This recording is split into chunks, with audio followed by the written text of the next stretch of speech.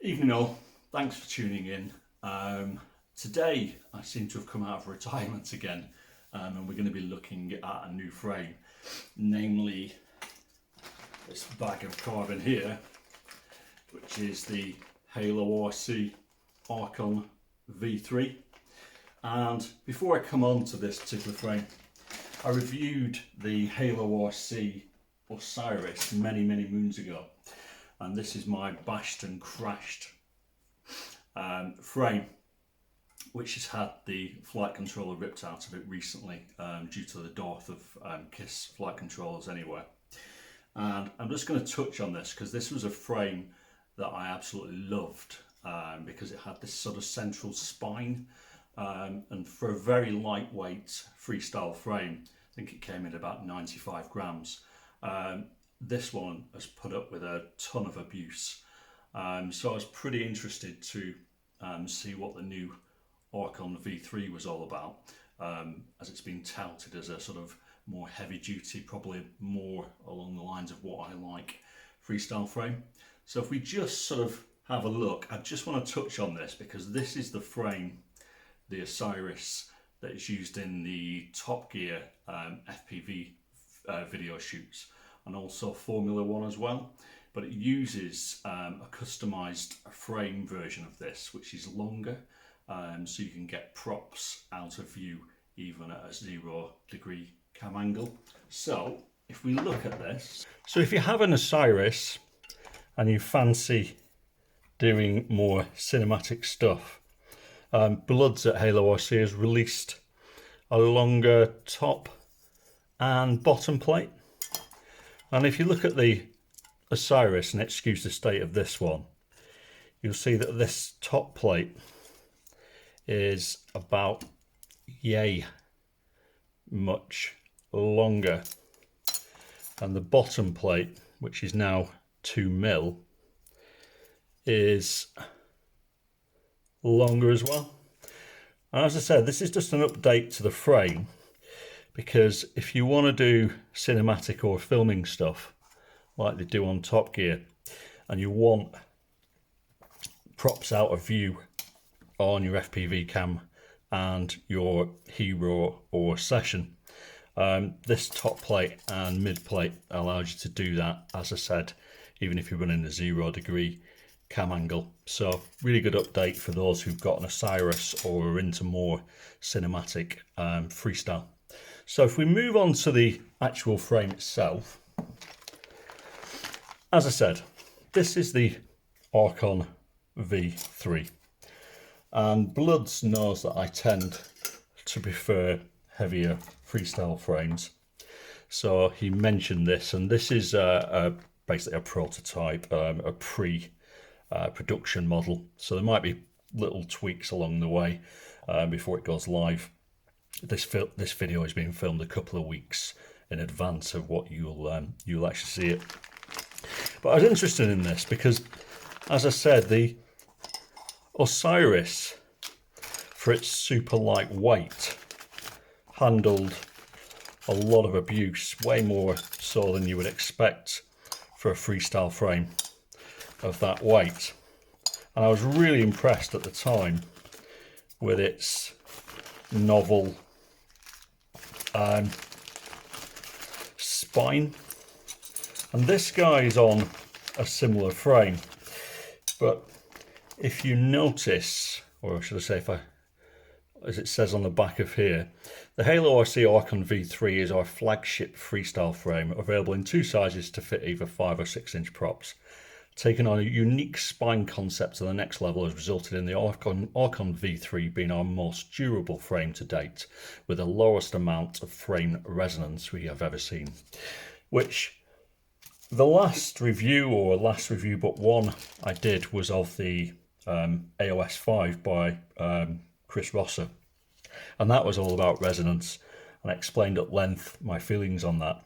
But Bloods designs his frames in his particular way, but he is a Betaflight pilot. He does black box, he has looked at vibrations, he's done all of that jazz, which is the opposite of how I come and look at things. But more importantly to me, this particular frame has been floating around for an age, about 13 months, and he's been constantly tweaking and twiddling with it, to the point that about a month ago I said, you know, nothing's ever perfect. At some stage you'll have to release this, and thankfully he has done. And this is going to be the frame that I'm going to run the new Fedorov KISS Ultra flight controller on with a blheli ESC. But if we look at it, there's some nice things which immediately jump out. So we've got a 5mm arm, which is pretty standard, nicely tapered, and should offer decent motor protection. But the interesting bit is where it's cut in. So this 5mm arm has got a 2mm cut out of it. And like its lighter brother, this is the spine that sort of holds everything together and provides stiffness. And this frame, and this is why I love tinkering and trying new things, it all just fits together. And I love stuff like this, not just because it's a really clever way to add stiffness to a frame, and if you're into all that black box jazz, reduce vibrations, but you can see even with the frame not built and no bolts or screws in it, how it sort of holds itself together. So we're back to this sort of, he calls it a spine, I call it a skeleton. And I messaged him about this when I noticed it earlier. I love the way that just does what it needs to do. Big chunk, 5mm spine running down the middle, 5mm arms wedged together and going nowhere. So what I'm going to do is I'm going to put this guy together, build it up, and then we'll have a chat through and discuss the pros and cons if there are any. So there she is with this 2mm bottom plate attached, and you've really got to give these bolts some welly to get it through the carbon. But you can see even with no nuts or anything, we've already got a really solid frame, and it's not even bolted in yet. So this all bodes well for what will be a super stiff frame. So here she is, finished minus the 3D gubbins and the top plate screws. And as you can see, it's a really well put together frame. If I just take this top plate off. So what we've got here, as I said, are 5mm arms, 2mm brace plate, 5mm spine, which braces the arms together, and then we've got these 1.5mm plates which just sit on top of this central skeleton.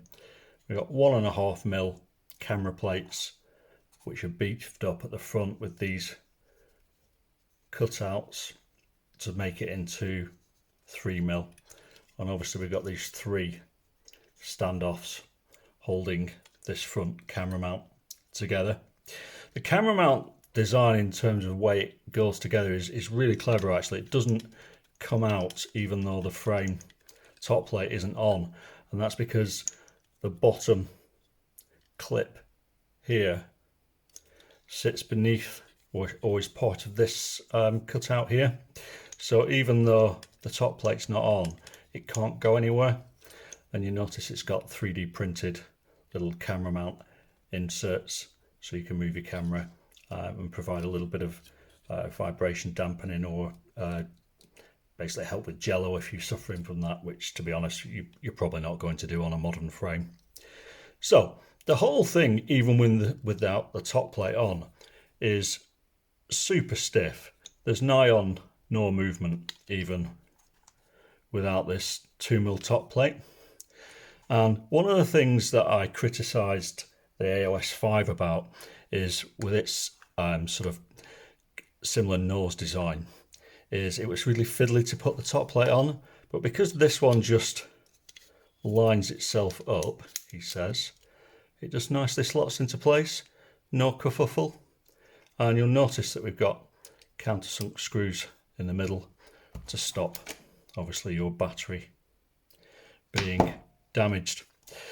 Now, Bloods has sent me a whole range of stuff, 3D printed stuff, which you'll be able to download yourself and print yourself, or you can order it with the frame. So we've got DJI FPV original air unit mount. Obviously the frame's got 20 by 20 holes in the back for a Vista, and also you've got zip tie holes as well if you're running an analog setup. In this case, Hero 9 mount, you can see is part of the actual nose, so it will basically sit over that standoff, and you can see it's been designed to basically bolt into this press nut here. Again, simplifies that whole issue that we had on the AOS 5 of messing around with that M3 self-locking nut. In this case, we've got a nice solid press nut which just holds the whole thing together. And the frame's full of little design tweaks which I like. As I said, we've got slotted 30 by 30 mounts here, and that's so you can get your driver up and into your stack without him having to stick holes in this brace plate at the bottom, which of course we need to keep as hard as we possibly can do, and even put together flimsily and not screwed together properly like I've done. It just really feels like it means business. So if I put some of the 3D gubbins on it,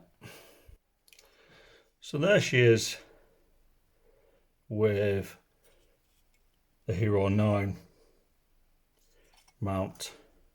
You've also got an ND filter holder which would go over your lens, and as usual with Bloods, the TP mount holds your crossfire antenna or similar. And as I said, the back of the mount is just bolted in to the top plate and fastens into the press nut that's inside, and of course sits over the standoff here. And I can't show you this now because I've put all the bolts on, but because the Hero mount is obviously attached to the top plate here and to these standoffs here, if you undo the bolts, the top plate will just pivot up at an angle, so you don't need to mess around removing anything else to do with the GoPro mount, etc. And it just makes it a really simple solution.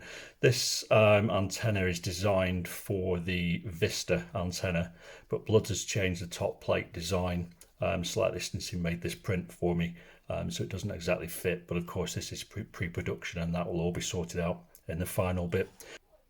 And like all modern freestyle frames that fit the full-size DJI Air unit, it's got a relatively long arse, or as somebody mentioned to me the other day, an arse like Nicki Minaj.